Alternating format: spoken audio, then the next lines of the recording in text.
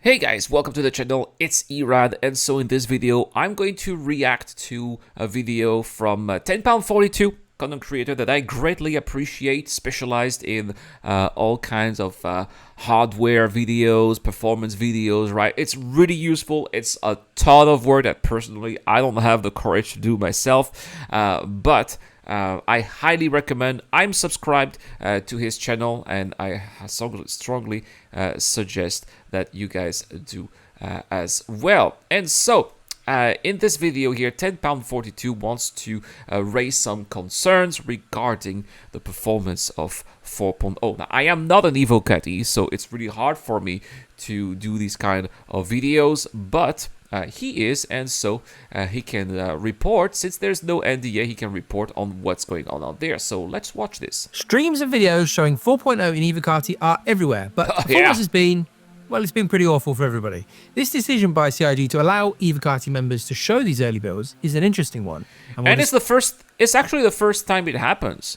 It was very strange. I think that, yeah, they want to show like, hey, look, 4.0 is out there, you know, we're keeping our word. I think that's what's going on here. But it's true that when I watched streamers playing 4.0, I'm glad I'm not an Evo caddy, you know. So I wouldn't have the courage to, or the patience, or just the time to deal with all the crap that they have to deal with. And shout out to all the Evo caddies who have the patience to fill in all those issue council reports and make all those videos and give CIG all that feedback. This is awesome, guys. Discuss that in a moment. But do we need to worry about 4.0's performance? Let me show you some footage. I say no, but we'll see. The pyro stations are especially rough. First of all, let's look at the jump. So we're approaching here and we are at 30 odd FPS. Now this is my main system, 7800 HDD, 32 gigabytes of RAM and a 4080. And you can see here that the main thread on our new display frame graph thing is showing us what's going on. And as you get into the tunnel, you can see sub 30, actually, right? Things kind of recover and we're up in the 50s. And this is pretty acceptable performance. But it doesn't necessarily stay like this all the way through the jump. You can see there a little spike, another one, and a larger spike there, which kind of continues. And yeah, which is a problem, right? Because what if you are going to try to, you know, you're trying to stay in that tunnel right there, and maybe your ship will deviate, you don't even know, and then you'll just jump out of the wormhole in the middle of nowhere, right? That can ruin your gameplay session. And it's not obviously particularly smooth, but it's quite early on in the Evo Karty process, so you wouldn't exactly expect everything to be smooth. CIG have actually been changing some of the elements and how this works. There's been some things that were being kind of communicated over the network that are now being done client side. Things are changing and it's obviously in process getting this working, and we're now up to around 60 FPS. And that's what Evo caddy is for, right? Evo caddy is just to have those rough patches and then, you know, clean everything out, polish things, and then make it work a little bit better. That's what it's always been about. So it's not really much of a surprise out there, right? But I'm glad that TenPoundFourtyTwo is clarifying that. That's pretty decent. But you're going to see as we kind of switch over to the Stanton side of the jump, at the moment we're doing well, but quite interesting, something coming up is going to be a GPU or a stall almost. So keep an eye on the frame graph here. So the graphic card is going to stall. Is it linked to Vulkan or Gen 12? Is it maybe some kind of codes that need to be rewritten? I don't know. I'm not a game developer, right? But that's strange. You can see actually the GPU is now the highest number, meaning that the main thread isn't the issue here. It's the GPU itself. And we could speculate about what exactly is happening in this giant... Oh yeah, you can see the chart. You can see how it peaks right there. My gosh. Yeah, right? Slow down here, it kind of recovers and we're fine.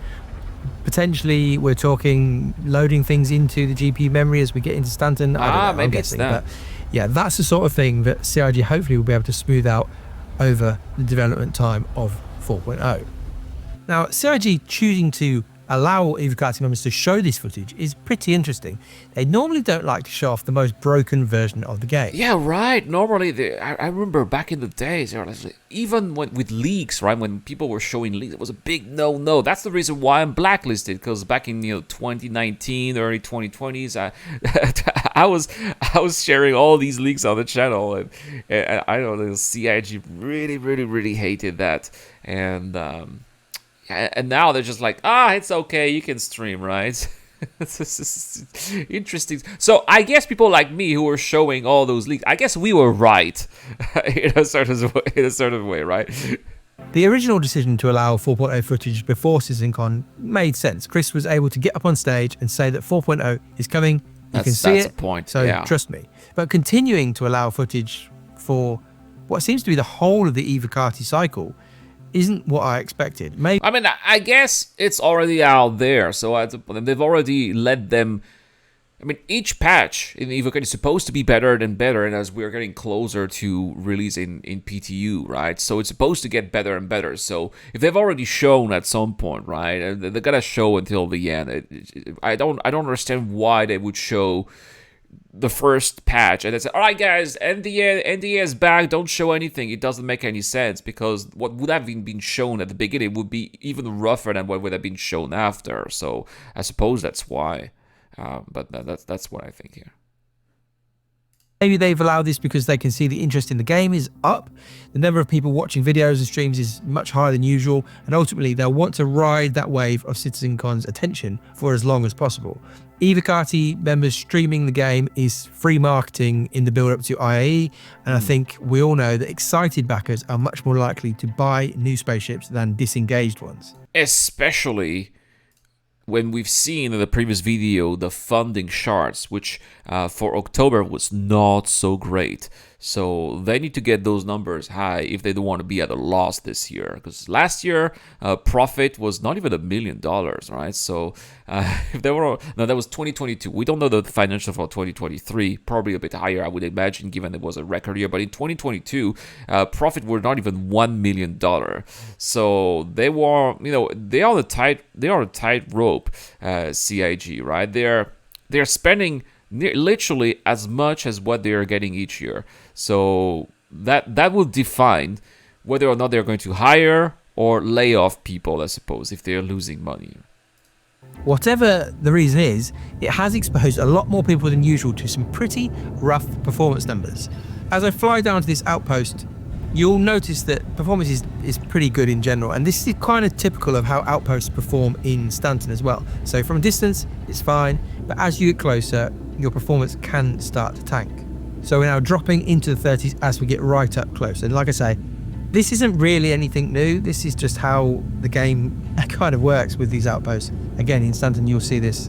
The main thread seems to be the issue. That's quite a thick and down fog. on the ground in this outpost, the graph here is slightly different. I use the profile graph, which does actually report the main thread. You can see that performance is okay once you're on the ground. I was trying to get a mission to work here. So this is one of the main problems with the current build as it is. The mission system that's been brought in just isn't really working. So oh man, the missions are still not working. Oh, they're supposed to have like a mission refactor in 4.0. I suppose they are still working on server meshing and smoothing things out, right? And maybe they'll keep the mission system for the... I can't imagine they'll release 4.0 without the missions, right? That wouldn't make any sense. I was trying to do a repair mission. The servers are having all sorts of problems, as you might expect, with the server meshing stuff going on. So there's crashes, recoveries, server errors. It does seem to recover pretty well, so that's not a big deal. But I, so far, have been unable to get any of these missions working. Oh, that's And there's really obviously bad. some funniness going on here with this bird. Just what's going on with this Marok? Marok's T-posing.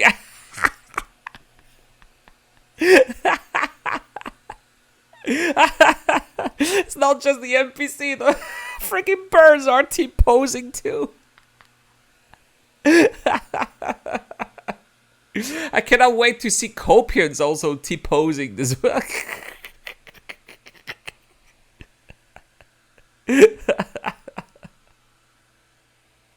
Oh, that's so funny. All right. Just kind of just sitting there and not responding. The new pyro stations, though, are a bit of a concern in some ways because they have always been pretty rough. Since we had the pyro playground last year, performance was pretty interesting then, even with a high-end system like this. All right, so performance, that's footage I'm from really last struggling year. here with this system, which is basically as good as you can get until I test the 9800 X3D, hopefully in the next couple of days. We just can't get over 30 FPS in this station, and it's not ideal. I'll show you some. Reminds me of the old Delamar, right? And Levski back in the days in 3.0, 3.1, right? When performance was really that bad. And it kind of gives motion sickness. It's really not comfortable. As he said, performance is not ideal. Yeah. Gameplay of me in the contested zone, just having a look around really. But playing any of these sorts of missions at sub 30 is not really a good time. FPS missions just don't really work that well when you're dropping that low, and obviously there's some fun server stuff going on here with the AI as well, and it's worth pointing out. That's so sad, you know. I would have been expecting CIG to, server meshing to improve server performance and at least make NPCs work, and it seems like it's not really the case. That's that to me, that is the most worrying thing here. That there are currently less than 10 people on this whole shard. And I think that's how it performs. Less than 5 people on my server, so we can't blame this on server performance. And the Stanton Gateway station is just a normal rest and relax station, and you can see here that performance is much closer to what you'd expect in Stanton. So it does seem to be the actual pyro rundown stations themselves that are causing the issue. Oh, I see. Now, what I believe could be the reason why is because CIG have really overdone themselves with those stations. Like there's just way too much stuff in there, so maybe that's why. I guess we'll see, right? Maybe that's just too many objects, too cluttered with too many things. It's not just the fact that this is in Pyro. So performance looks pretty bad at this stage, but I don't think it's time to panic just yet. We've consistently seen PTUs be down in performance compared to live patches. I try to avoid testing in the PTU as much as possible because by the time patches tend to go live, things have got a lot better. Now, partly this is down to optimization done by CIG, and it does seem as though they do need to do a fair amount of optimization, especially on the stations, to get Pyro in any sort of workable place. And also, it's partly down to the amount of logging that they're running on PTU patches. So there's yes, it's true that they're collecting a lot of our data. So could this be the reason why performance is not so good? Because the game's also busy collecting data from us and not really that much when we are playing the game? Could be that. Extra code running in the background so that devs can capture information to help them bug fix and understand performance, etc. And this does have a fairly large impact on our clients. Okay, so I didn't know it was that bad. When this patch goes live, all the logging stuff will get turned off and things tend to improve. But the obvious reason why it's probably not time to kind of run around screaming and panicking just yet is that this is quite a long way from going live. CIG are aiming to release 4.0 at the end of the year. It's going to be so tough. That's roughly a month and a half. I was very optimistic. I'm starting to be a bit less optimistic. I said it many times. If we don't have 4.0 live by the end of this year, I'm eating a full box of sticky tofu from Taiwan on stream. That's how I believe that we're still going to get 4.0 by the end of this year. But I'm starting to get my stomach ready for that. Please, CIG, don't make me do this. But yeah, I'm sticking to my words, guys. I'll keep my word. Away. And there's a lot of work still to be done in that time. The bizarre scenario we've had over the last few days is that CIG have been working on 3 patches at once. Yeah, that was a 3.24.2a patch to get the live servers. Yeah, so this one was really needed, right? We're talking about hot fixes that are making our experience better. 3.24.2 was rough. I've tried it. I've had so many crazy bugs there. Sometimes just wouldn't be able to start our ships and take off the hangar, right? So that's better already, right? But there's also 3.23 for the Intergalactic Aerospace Expo. Kind of in a workable state. A 3.24.3 PTU patch for IAE testing convention centers and at some point in the near future we're almost done with ships that they'll be selling, and also the 4.0 builds. And I think we can assume that having to split resources across those 3 patches will not be helping 4.0's Absolutely. development. My feeling for a while has been that 4.0 would be very lucky if we got that live by the end of the year. I think an open PTU is just much more likely. And even with all the things that CIG have just removed from the patch, I still think there's a lot to do to get Pyro optimized, as we've seen. Yeah, but they've removed a lot because they want to make sure that server meshing is working and that we get the missions. That's the objective. Server meshing and have something to do with the missions here. Anyway, cool video, 1042. That was a great video here. I really love the performance data that was shown here. Awesome. Make sure to subscribe to TenPoundFourtyTwo. Great guy. I will see you guys in the next one for more Star Citizen videos or gaming videos, right? Have a great day. Cheers.